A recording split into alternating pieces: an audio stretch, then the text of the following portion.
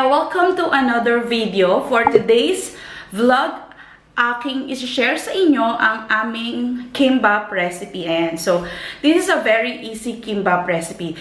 For the ingredients, we have scrambled egg, cucumber, carrot, crab sticks, ham, mayonnaise, rice, and of course, ang ating gagamiting pambalot, which is nori wrapper. Naghugas na ako ng kamay. Magsa-start na tayo. Ayan. So, kukunin ko yung rice. Ayan. Ayan. So, itong rice, usually ginagamit is Japanese rice. But, because I don't have Japanese rice dito sa bahay, normal rice lang yung ginamit ko. Pwede yung dagdagan ng konting tubig para hindi siya masyadong dry. Ayan. Meron akong water dito. This is drinking water para ma-flat ko yung rice. Yan. So, if you can see, ganito yung rice ko. Hindi ko siya masyadong nilagyan dito sa taas, tsaka dito sa bandang ilalim para pag i-roll natin siya or isasara natin siya, hindi tayo masyadong mahirapan. Okay? So, if you think enough na yung rice, we can start putting the ingredients. Start with carrots. Yan. Ham. And then crab sticks. Okay. So, make sure na yung mga ingredients, nakakat sila into strips.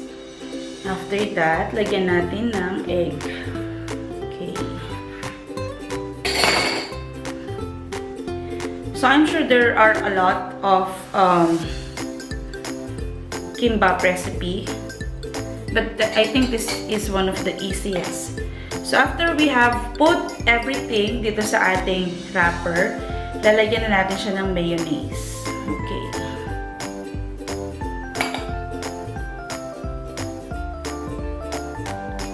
You can also use Japanese mayo, ayan, if meron kayo. Magsa-start na tayo mag-fold. So, pag nag-fold tayo, dahan-dahan para hindi mawarak ang ating wait lang. Masyadong marami yung rice. Okay.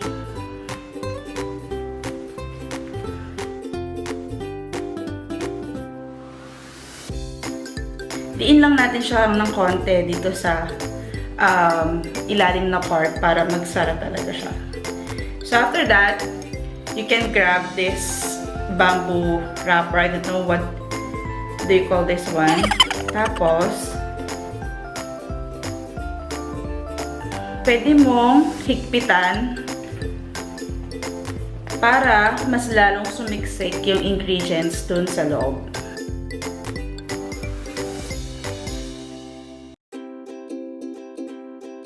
So, if feeling nyo, yung ingredients sa loob, hindi pa siya masyadong nakasiksik, pwede nyo ulitin tong paghihigpit gamit itong bamboo chorba. Okay.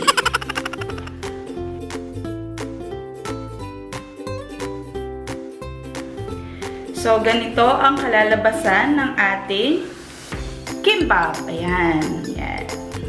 So, hayaan nyo lang yun sa dulo-dulo. Pwede nyo namang linisin yun after.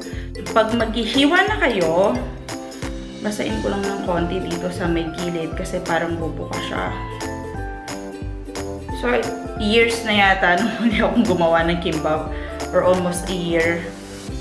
Oh, parang years na since napuntis yata ako, hindi na din ako gumawa nito.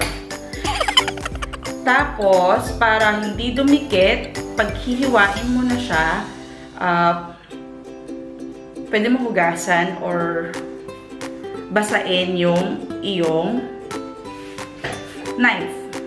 So, dati kasi, pag gumagawa ko ng ganito, may tagahawak ako sa side para hindi siya magulo. Ito, itatry ko yung best ko para hindi siya masira. Okay. Easy lang. Okay. Slowly, slowly.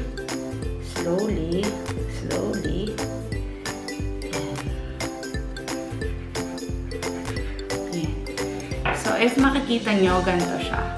Ayan. Okay.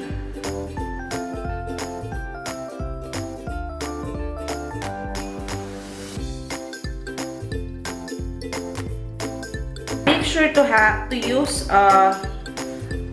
na matalim na knife, okay?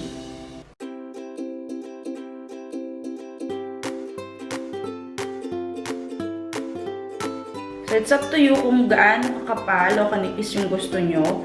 But, what I can suggest is makapal muna kasi pag manipis, medyo mahihirapan kayong mag-cut.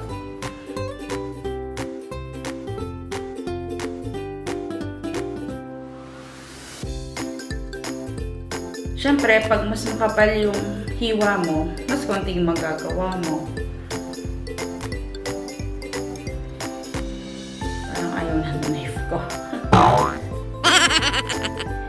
Sa crab sticks pala, tsaka dun sa ham, hindi ko sila usually talagang niluluto. Parang pinapatong ko lang sila pag magluto ako ng rice. Ini-steam ko lang sila ng konti para kasi pag lumambot sila ng masyado, ang pangit nila sa kimbap. Madali silang masira pag hiniwa, okay? So this is perfect if you have toyo mansi and what do you call this? Yung green wasabi. Ayan, we're done with our kimbap recipe. I hope you like this video. Share nyo to sa mga kilala nyo na mahilig sa kimbap at nahihirapang magpunta ng mga Korean restaurants ngayon dahil lockdown. And pwede nyo ito idagdag sa side dish nyo pag magsasamgyupsal kayo. At napakadali niya kasi pwede talaga siyang gawin sa bahay. Please do subscribe on my YouTube channel, Miss Wendy Javier. I'll see you on my next video. And please stay home, stay safe, and God bless everyone. Bye!